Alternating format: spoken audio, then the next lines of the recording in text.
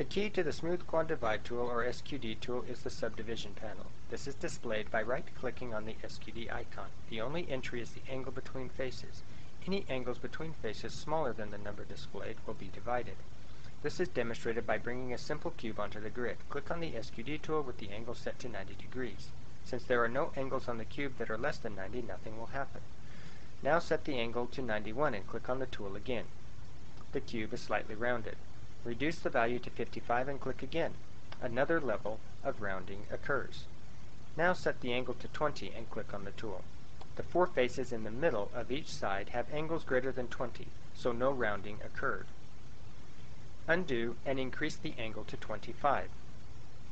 SQD to round out the entire cube.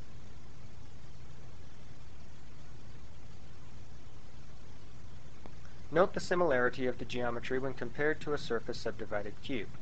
Note that the surface subdivision tool creates geometry inside the smoothed object, while the SQD tool creates geometry outside the smoothed object. Now for something more interesting.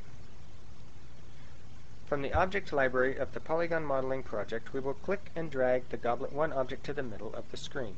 Set the angle of subdivision to 68 and click on the SQD tool 3 times. Note that the top of the lip did not get rounded. This is because the inside and outside edges are not connected. This is an important tip in preparing your geometry for use with the SQD tool to achieve certain effects. Undo the smoothing. Now drag Goblet 2 to the grid. Note how the inside and outside edges of the lip are connected. Click on the SQD tool and note how the lip becomes deformed with each click, as it is now subject to smoothing. Delete Goblet 2. Quad Divide Goblet 1 once and click the SQD tool several times. Note how the 0-degree angle across the faces becomes rounded. Undo. Now let's try with just two faces quad divided. Face division is another important tip in preparing your geometry for use with the SQD tool to achieve certain effects.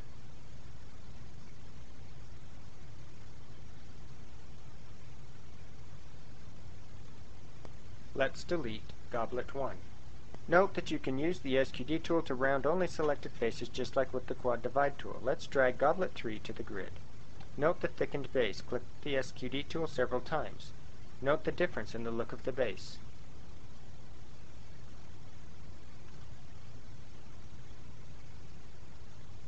Undo. Now let's select all the faces except for the bottom ones.